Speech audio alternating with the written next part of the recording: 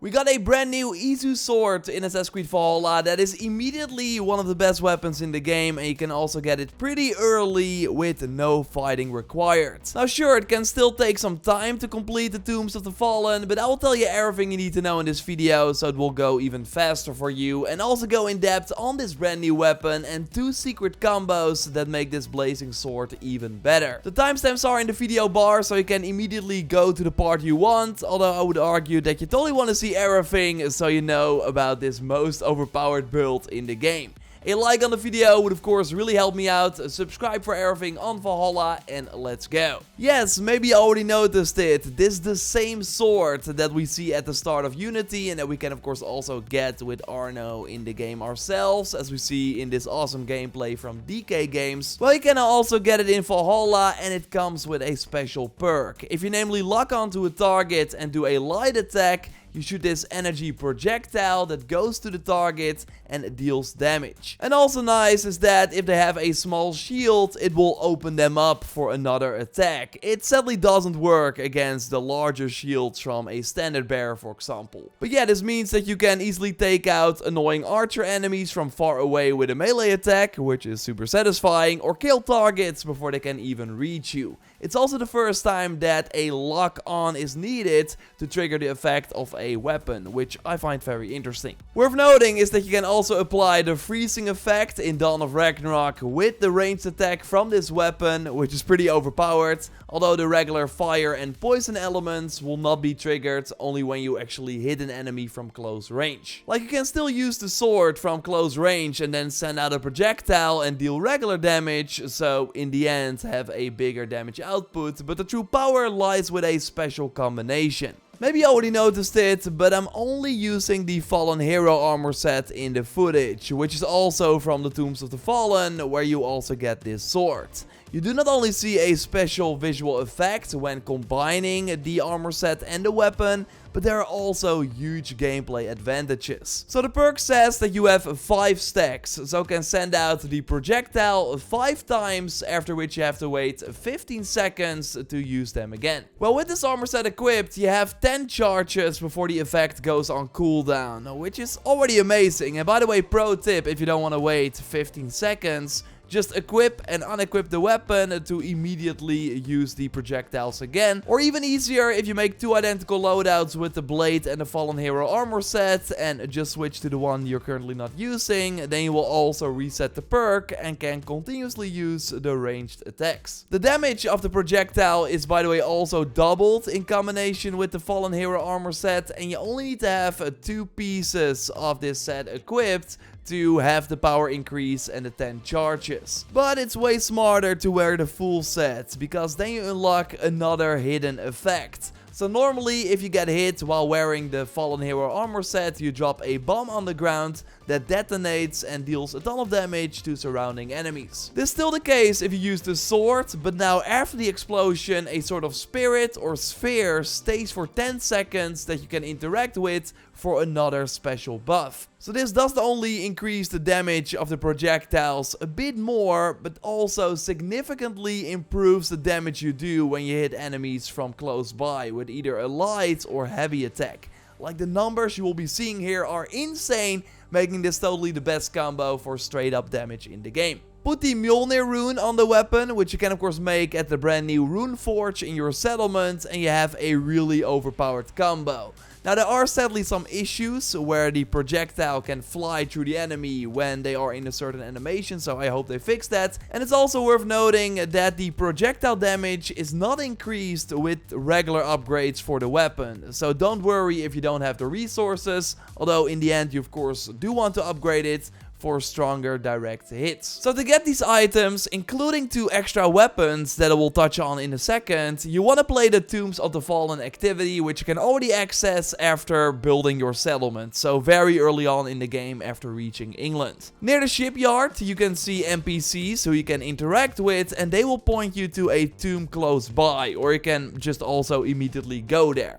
Do a small puzzle and then you will reach the main area of this tomb, which contains a map of 5 other tombs in England. These world map icons will only show up after reaching their locations, but it can sometimes be tricky to find them when only looking at the map from that first tomb, so that's why I'm showing you all the 5 locations here. So in the north part of England, you find 3 tombs that were added with the first update that included the Tombs of the Fallen, and by completing those, you can also earn the full Fallen Hero armor set.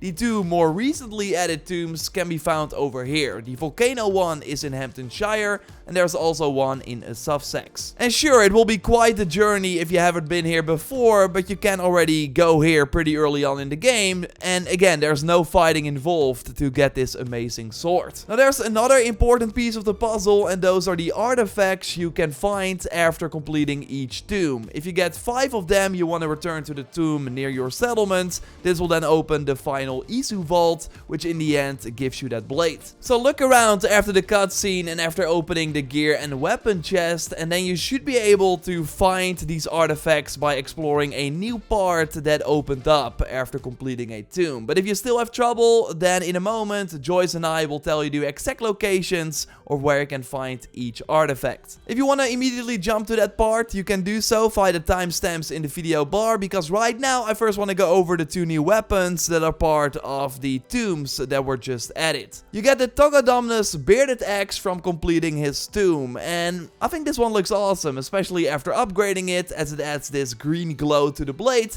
and makes the tentacle more prominent as well. So a great design that totally fits the underwater puzzles that you have to complete, but the perk is average though, as it just gives you 10 attack when equipping it, and this is tripled in one-on-one fights. So pretty nice if you still got some Zealots or Drangir to kill. I prefer Varika's sickle though, from the Varika volcano tomb, and this seems to include his face with a snake in its mouth and a skill-like design for the blade. Upgrading it at the blacksmith adds a few sharp edges and a constant fire effect to the weapon that looks pretty nice, and it also shines in the dark.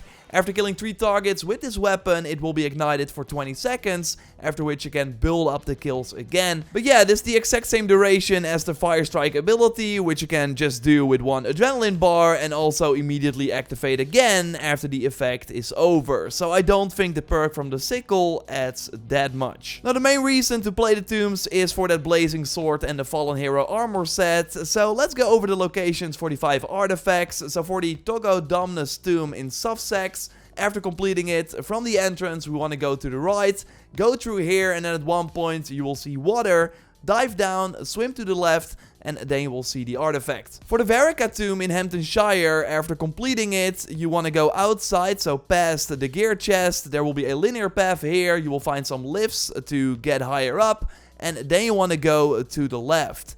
Slide down the ladder and just follow the path and you will find the artifact. The other 3 are a bit trickier though, so Joyce, take it away. The first one you find in the tomb in East Anglia, which is over here on the map. After getting 2 Fallen Hero armor pieces, don't leave the tomb just yet. When exploring the room a bit, you will find some crates near a wall. Destroy the crates, go through the small opening of a secret path, and run all the way to the end to find the first artifact. The second one you find in the tomb in Shropshire, over here on the map. Following your way out of the tomb after grabbing the Fallen Hero armor piece, you eventually end up at a waterfall and a zipline. Now, don't use the zipline as it will throw you behind some pillars and you have to run back towards that point all over again. So instead, you jump down into the water, dive underneath the waterfall, and there you will find the second artifact. The third and final one you find in the tomb in Yorkshire, which is over here on the map. Right after you get the final Fallen Hero armor piece, you follow the way out of the tomb. Take the zipline across, but don't go further yet. Instead, you turn around and drop down where you see this mammoth skeleton head. There you will find a secret path blocked with ice. Break the ice, go through, and at the end of the path you find the final artifact. So then again, return to Manius tomb near your settlement. A cutscene will play if you got all 5 artifacts, and then the longest puzzle of them all will be waiting for you. I put a link to my full playthrough of the recently added tombs, so if you are stuck at any point, watch that. There are timestamps for each tomb, so you can see how I completed them. Subscribe for way more Valhalla content, a like on the video would really help me out, and check out our previous video now on the big Valhalla update that also included a new Runeforge building and some big changes. For now, I'll speak to you soon. Goodbye!